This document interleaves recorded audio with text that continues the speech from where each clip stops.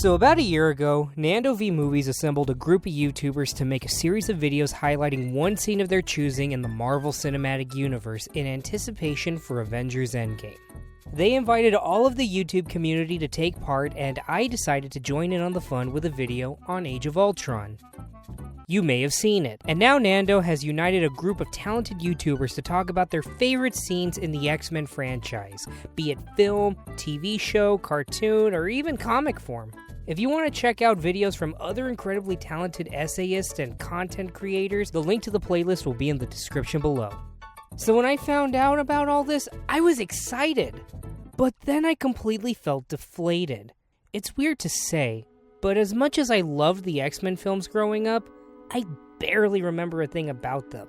And the things that I do remember feel soured because of a certain filmmaker's fingerprints all over the foundation of the franchise. With that said, there is one thing that I've always found so endearing about the X-Men film series as a whole. And that's the fact that they've always strived to be unique compared to the cape film atmosphere of the times they release in. In the early 2000s, while every other film was trying to be flashy, sleek, and in-your-face with style, the X-Men films from the beginning always used the characters' conflicts to serve as the foundation for the jaw-dropping action these films continued to create. Even if the movies never really adhered to the aesthetic of the comics they drew inspiration from, they never lost track of the heart of the stories.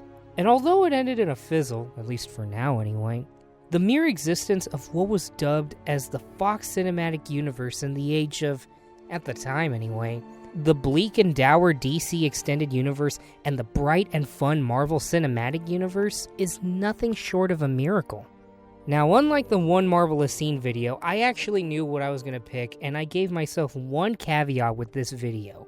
I'm not going to pick a scene from 1, 2, Days of Future Past, or Apocalypse. This isn't just because there are countless other creators that made fantastic videos on scenes in those films that I highly recommend you check out, but it's also because I'd feel really uneasy singing the praises of a director who's really a garbage human being. Besides, although that man may have built the foundation of the franchise, he didn't dictate it all the way through, paving the way for filmmakers that came in later on down the road to shape characters and stories in their own sensibilities. From Matthew Vaughn's stylistic run in First Class, to Tim Miller and David Leitch's over-the-top and heartfelt goes with Deadpool, to even Simon Kinberg's cute attempt at a film, which brings us to Logan and James Mangold.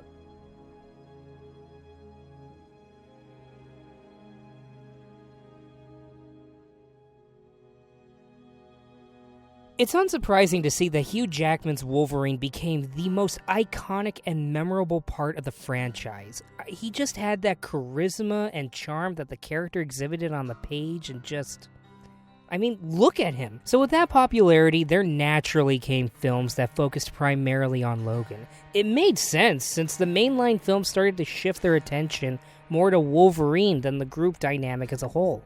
This gifted us with Oh Jesus No, written by... And then we got a redo with The Wolverine, directed by Mangold and based heavily on the Chris Claremont-Frank Miller story. And while it was pretty okay, compared to what came before, it was practically Citizen Kane. Wait, is that you? Your striker finally figured out how to shut you up. But there was still something that felt lacking with the character Wolverine on the big screen that they just couldn't pull off compared to the comics. You see, the comics were unique in that while a common misconception among adults is that children were the target audience due to the different colors, wacky characters, and even wackier dynamic poses, they were very much not child-friendly. Even iconic characters like Superman and Spider-Man dealt with themes like depression to even addiction. And on top of that, the character Wolverine was a pretty aggressive and violent character. He'd slice, dice, and was a perfect example of an anti-hero. So seeing the Logan in the films having shades of that potential just constantly being teased and dropped as soon as it was brought up, it was disappointing to say the least. For a while, the perfect representation of what Logan was like in the comics was this scene from X-Men First Class. Excuse me, I'm Eric Lensher. Tell Xavier. Go fuck yourself. The movies made him a bit of a bad boy, but he never went berserk on people, and because the films were PG-13, the violence was more toned down. But in the back of Hugh Jackman's mind, he always wanted to touch the darker, more violent side of Wolverine that up until that point hadn't been seen in the films before, which goes all the way back to the original draft of X-Men Origins Depression by David Benioff, as it was supposed to be more gritty and R-rated.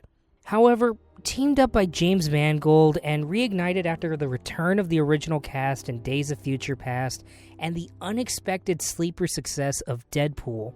You're probably thinking, my boyfriend said this was a superhero movie, but that guy in the red suit just turned that other guy into a fucking kebab. The duo were seemingly given the green light to create their dream Wolverine movie. One that would not only be the culmination of all the X-Men films prior to this one, but would also act as the official swan song for Hugh Jackman, being the final time he'd don the claws for the big screen. So how'd it come out? This is a lease. No one's gonna pay to ride. Right from the very first minute of the film, Mangold and co-writers Scott Frank and Michael Green set the tone for the kind of world Logan is in. Unlike the Kurosawa Takeshi Miike-inspired aesthetic in Wolverine, this neon-soaked, sun-drenched film is a neo-western, a hero from a bygone era doing one last act of bravery that, although they're hesitant to take part in, allows them to rediscover their humanity. And as far as comic accuracy to the character, Logan's portrayal in the film is what happens when you combine the nihilism of Mark Millar, without going too Mark Millar, thank God, the heart and emotional maturity of Chris Claremont's writing, with the brutality of a John Romita Jr. splash page. It was a dream come true for Wolverine fans. And with such a gritty and expertly realized film, there's so many excellent scenes to choose from. But I decided to be unoriginal and pick one that quite a few people on the playlist already chose. Logan's last words.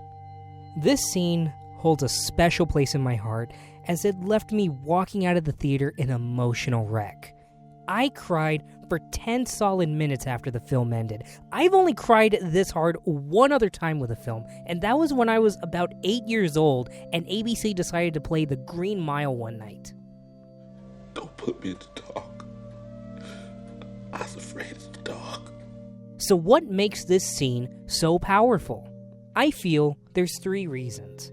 There's the impact it had on me thematically, emotionally, and metatextually.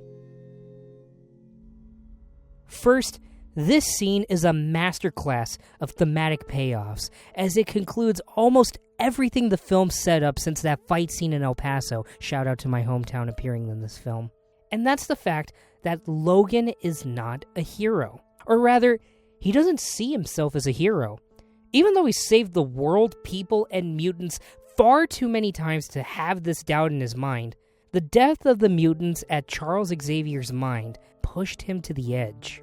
As he points out to Laura and Charles in the hotel room, In the real world, people die, and no self-promoting asshole in a fucking leotard can stop it. This is ice cream for bedwetters.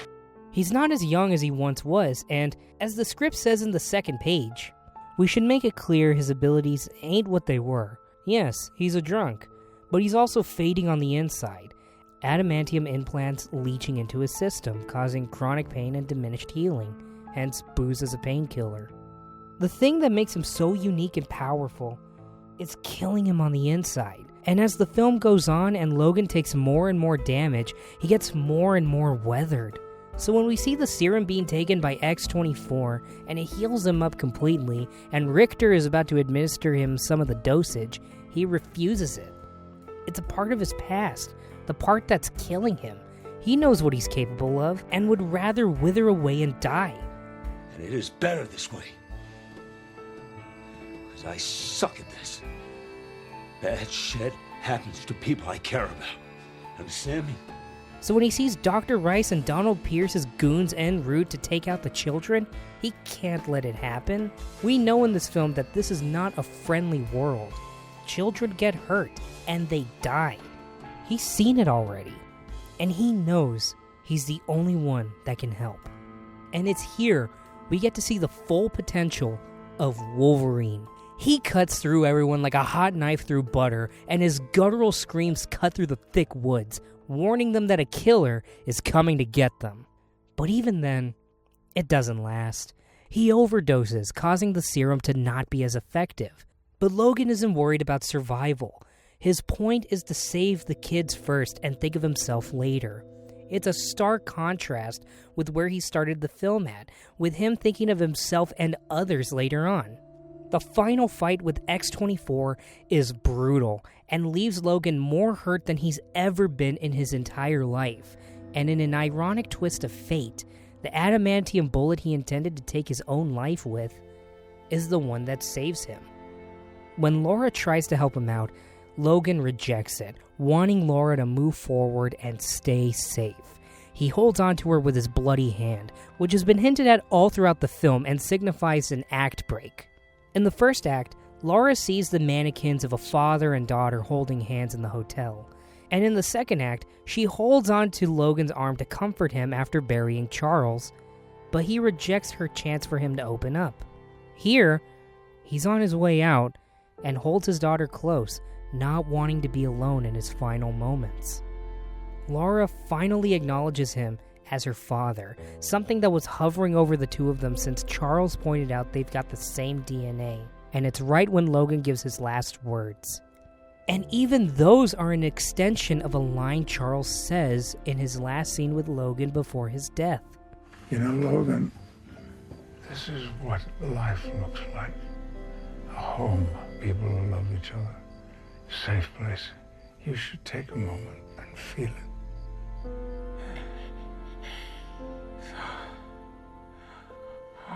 This is what it feels like. What a perfect end for a fantastic character.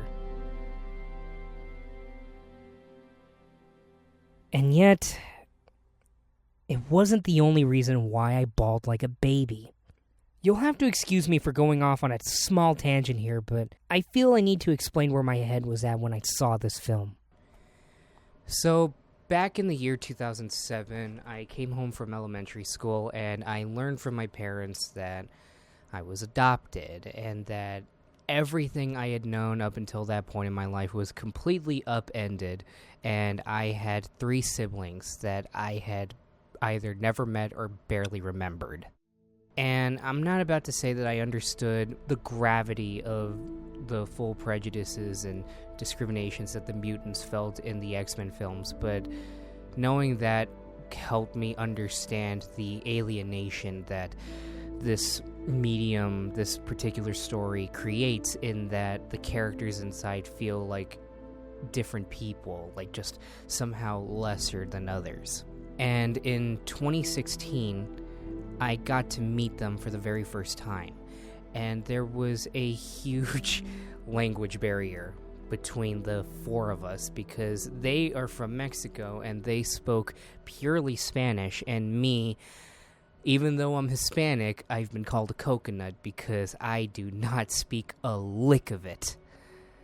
But yet somehow, on that faithful day in Chico's Tacos, we were able to still understand each other. The part of that is because I had my friend translate, but another part is just we were able to feel each other's emotions. We were able to feel each other out, and it created a connection that I don't think I've ever felt in my life before or since.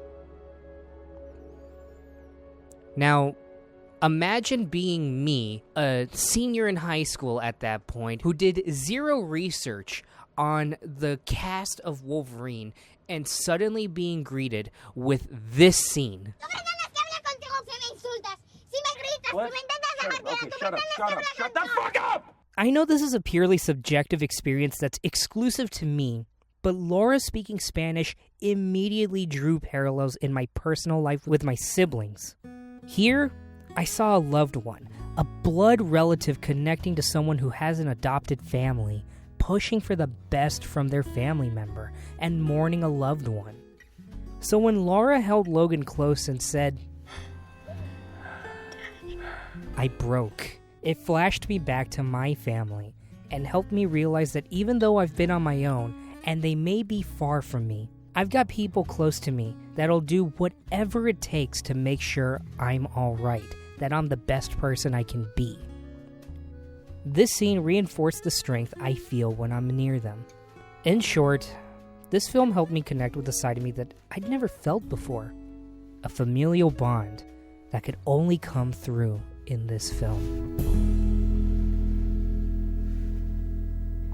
And yet, this too was not the only reason I bawled like a baby. It got me to crack, don't get me wrong, but to be honest, I was already on the brink of tears throughout the film. But why is that?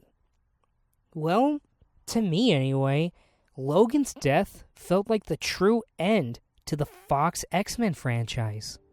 All throughout the film, there's this underlying subtext that implies that the world has evolved past the discussion point of mutants. The ice caps, pornographers, poison water, mutants, it's all connected. Hey Clyde, it's 2029. Why are we still talking about mutants? They're waiting for you at the Statue of Liberty. Statue of Liberty was a long time ago, Charles, a long time.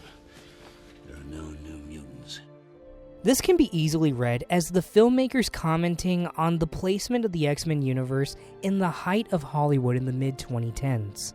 The last time X-Men films stood on par with Marvel or even the DC films was back in 2014 with Days of Future Past. Even then, that film came out the exact same year as Captain America: Winter Soldier and Guardians of the Galaxy. It still held its own, but it was clear that there was a changing of the times in Hollywood at that point. Who cares about the X-Men franchise when the Marvel Cinematic Universe has been an astounding success since the Avengers, and they were still making films in that franchise up until that point, and all of them were pretty consistent in quality.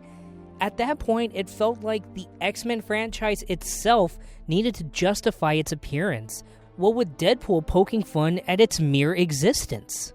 I know, right? Whose balls did I have to fondle to get my very own movie? I can't tell you, but it does rhyme with Pulverine. And let me tell you, he's got a nice pair of smooth criminals down under.